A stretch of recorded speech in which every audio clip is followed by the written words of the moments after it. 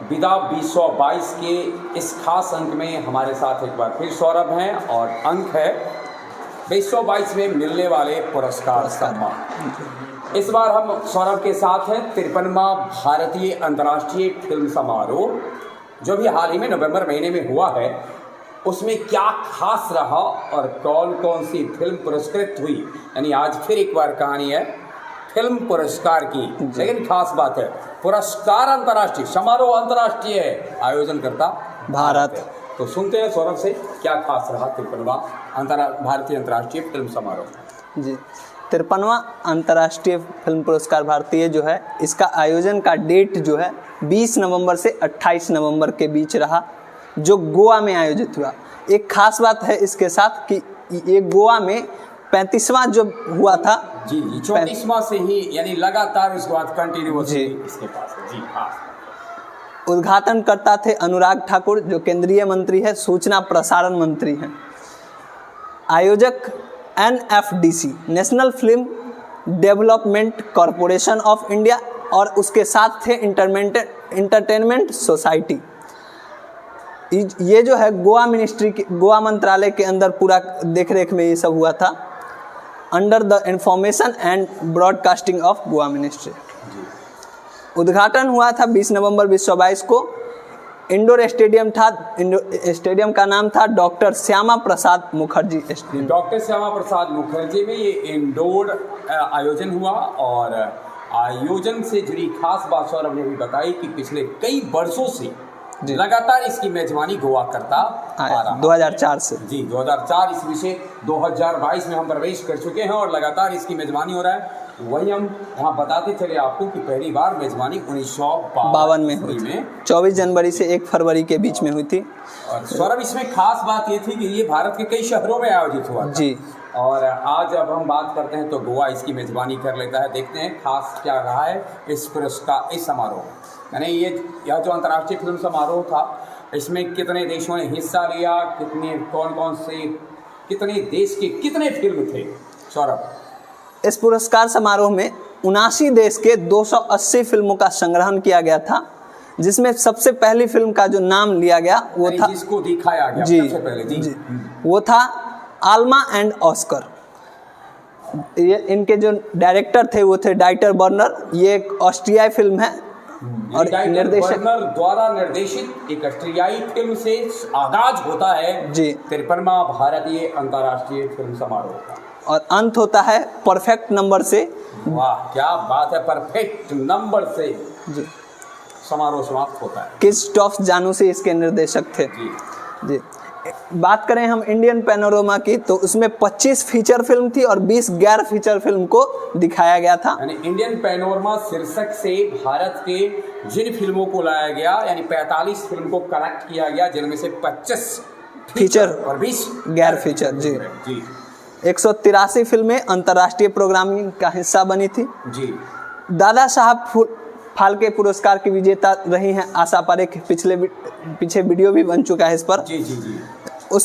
उनकी 3 मूवी इसमें शामिल की गई थी। क्या बात है। तीसरी मंजिल, 2 बदाम, कटी पतंग। आपने से इसमें से कोई फिल्म देखी है या नहीं देखी? अच्छा जी, कटी पतंग राजेश खन्ना के साथ आशा पारेख की मूवी है और वहीं 2 बदन में इनका जो साथ मिला था मनोज कुमार का। काफ़ी चर्चित अभिनेत्री रही हैं अपने दौर की आशा पारेख, और उनकी 3 फिल्म को इस फिल्म फेस्टिवल में प्रदर्शित किया था जी। 2022 का जो इंडियन फिल्म पर्सनालिटी पुरस्कार था वो चिरंजीवी को मिला था। ये तेलुगु फिल्म अभिनेता हैं। तेलुगु फिल्म अभिनेता चिरंजीवी को मिलता है 2022 का इंडियन फिल्म पर्सनालिटी पुरस्कार। इंडियन फिल्म पर्सनालिटी पुरस्कार तेलुगु फिल्म के सुपरस्टार चिरंजीवी पाते हैं 53वां भारतीय अंतर्राष्ट्रीय फिल्म समारोह जी। सत्यजीत रे life time achievement award life time के लिए दिया जाता है, कार्लोस सौरा को दिया गया था। ये एक स्पेनिश डायरेक्टर है, स्पेन के डायरेक्टर हैं जी जी। इसमें सबसे सुविधा से इधर आ जाए आराम से, ताकि हम लोग आपस जी। इस समारोह में सबसे बेस्ट फिल्म का अवार्ड दिया गया था आई हैव इलेक्ट्रिक ड्रीम्स को। ध्यान में रखेंगे यह एक स्पेनिश फिल्म है जी। और इस आई हैव इलेक्ट्रिक ड्रीम्स, इसके डायरेक्टर थे वैलेंटीना मोरल। वैलेंटीना जी, मोरालेस के डायरेक्टर थे। बात करेंगे हम सबसे अच्छे अभिनेता की, तो वाहिद मोआसेरी जो थे वो सबसे अच्छे अभिनेता थे। नो इंड मूवी के नो इंड मूवी के एक्टर वाहिद मोबशेरी को मिला बेस्ट एक्टर का अवार्ड। जी बेस्ट एक्ट्रेस डेनियला मारिन नेवेरो, इनकी मूवी का नाम आई हैव इलेक्ट्रिक ड्रीम्स का आई हैव इलेक्ट्रिक ड्रीम्स के लिए अभिनेत्री चुनी जाती है सर्वश्रेष्ठ अभिनेत्री। जी best debut feature film of a director, किसी डायरेक्टर द्वारा पहली मूवी जो बेस्ट मूवी बनी वो थी एसिमिना प्रोइडोरो की। मूवी का नाम था behind the haystacks. Behind the haystacks. और एक बेस्ट डायरेक्टर का अवार्ड शायद नो इंड फिल्म को मिला। नाडर सेवियर इसके थे डायरेक्टर। तो नाडर सेवियर जो नो इंड के डायरेक्टर हैं उनको मिला है बेस्ट डायरेक्टर का।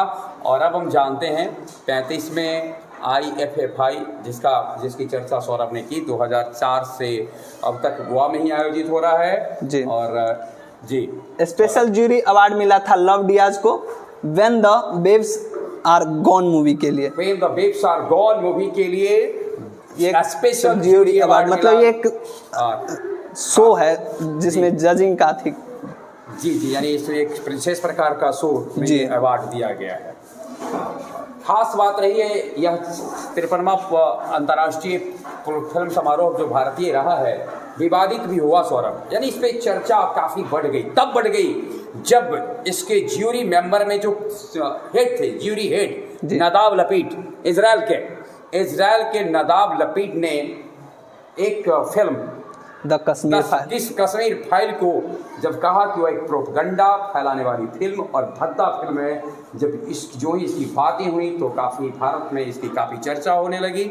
और चर्चा के बाद भारतीय जो ज्यूरी मेंबर थे उसमें सुदीप्ता सेन ने कहा कि ये उनकी निजी राय है, परंतु उसके बाद 3 जिनको गोतो यूनाइटेड स्टेट अमेरिका से, पास्कल चावांस फ्रांस से और अंगुलो बार्तरीन भी फ्रांस से, इन तीनों ने सामूहिक विज्ञप्ति जारी करते हुए सामूहिक कॉन्फ्रेंस में इस बात को कहा कि मैं सहमत हूँ नदाब लपीट से।